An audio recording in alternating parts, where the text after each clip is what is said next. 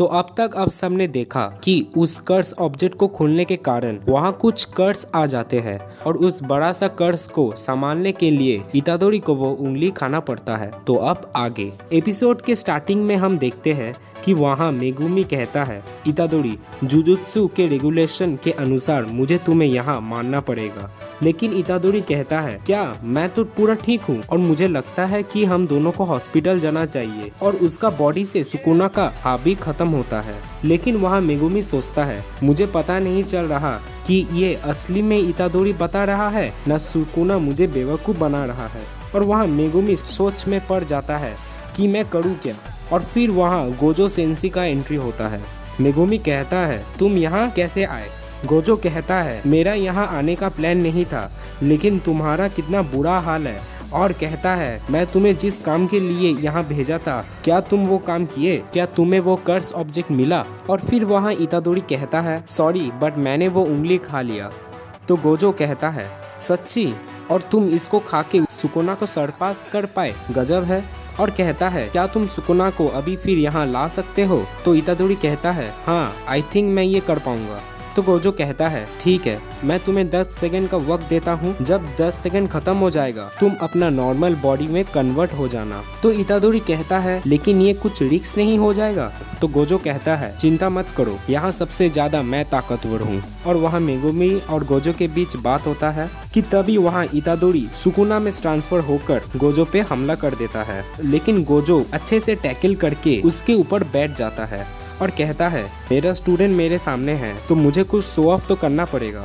और वहाँ एक अच्छा फाइट सीन मिलता है देखने को। और वहाँ सुकुना कहता है, तुम सब जुजुत्सु वाले मेरे नाक पर दम कर चुके हो। और वो गोजो पे हमला करता है और वहाँ तभी 10 सेकंड कंप्लीट हो जाता है और इतादोरी फिर से अपने नॉर्मल बॉडी में कन्वर्ट हो जाता है। तो गोजो कहता है, मुझे विश्वास नहीं हो रहा तुम सीरियसली सुकुना को सरपास कर पाए।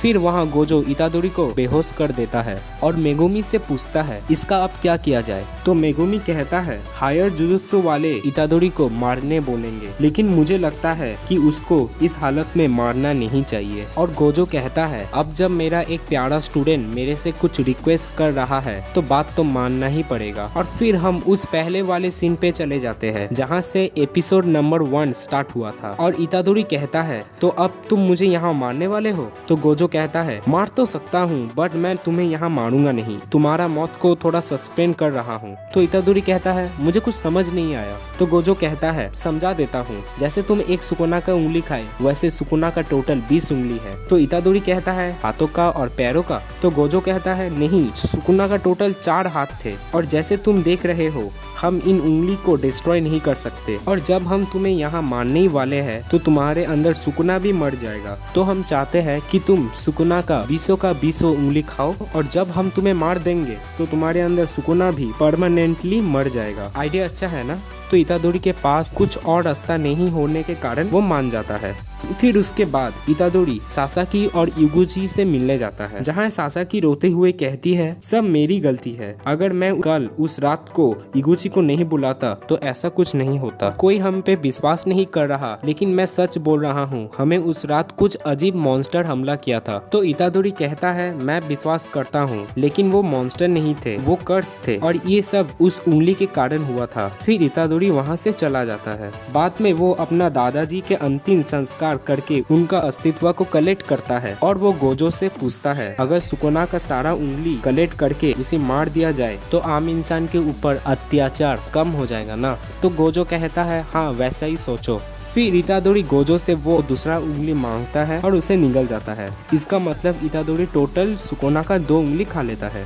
और वहाँ गोजो सोचता है, इस लड़के में कुछ तो बात है। फिर गोजो वहाँ कहता है, अपना सामान वामान पैक कर लो। इतादोरी कहता है, क्यों? फिर वहाँ मेगुमी आके कहता है, हम टोक्यो जाने वाले हैं। फिर उसके अगले सीन पे हम इतादोरी और गोजो को जुजुत्सु हाई स्कूल में देखते हैं, जहाँ गोजो इतादोरी से अपना जुजुत्सु सॉर्सरर्स के बारे में बताता है कि वहाँ सुकुना इतादोरी के बॉडी से निकलकर गोजो को ट्रेड देता है और कहता है कि जब मैं इस गधे का बॉडी कैप्चर कर लूंगा तब सबसे पहले मैं तुम्हें ही मारूंगा। तो गोजो कहता है, ये तो एक ऑनर का बात हुआ कि सुकुना के हाथों मरूंगा। तो इतादोरी कहता है, क्या ये सुकुना बहुत फेमस कोई व्यक्ति था क्या? तो गोजो कहता है, हाँ, ये सुकुना कर्सों का राजा था। देन इतादोरी गोजो से पूछता है, तुम में से सबसे ज्यादा ताकतवर कौन है? तुम या सुकुना? तो गोजो कहता है हाँ, अगर सुकुना को उसके सारे पावर मिल जाएगा तो बात थोड़ा मुश्किल बन जाएगा। तो इतादोरी कहता है अच्छा, तब तो तुम हार जाओगे ना? तो गोजो कहता है नहीं, तब भी मैं जीतूंगा। फिर वो दोनों जुजुत्सु के प्रिंसिपल के साथ मिलता है, जहाँ इतादोरी देखता है कि वो प्रिंसिपल पुतला बना रहा है और वहाँ वो प्रिंसिपल इतादोरी का टेस्ट लेता है और कहता है तुम यहाँ क्यों आए, तुम जुजुत्सु में क्यों ज्वाइन करना चाहते हो? इतादोरी कहता है ताकि मैं सुकुना को हरा सकूं और सुकुना के वजह से जिन आम लोगों का मौत हो रहा है उसको रोक सकूं, और ये मेरा ग्रैंडपा का इच्छा था कि मैं आम लोगों का मदद करूं। और वहाँ इतादोरी का बात सुनकर वो प्रिंसिपल सेटिस्फाई नहीं होता और वो इतादोरी से कहता है क्या यही तुम्हारा असली इच्छा है? और वो अपना एक पपेट को भेजता है और वो पपेट इतादोरी का अच्छे से धुलाई करता है। और वो प्रिंसिपल कहता है जब तक तुम्हारे मुंह से एक सही जवाब नहीं मिलता तुम ऐसे ही पीटते रहोगे, और जब तुम ये श्रापित उंगली खा के मर जाओगे तब भी क्या तुम इसका इंजाम अपने ग्रैंडपा पे लगाओगे? और वो पपेट इतादोरी को अच्छे से धुलाई करता है। फिर इतादोरी को वहाँ रियलाइज होता है कि मैं असली में क्या चाहता हूँ, और वो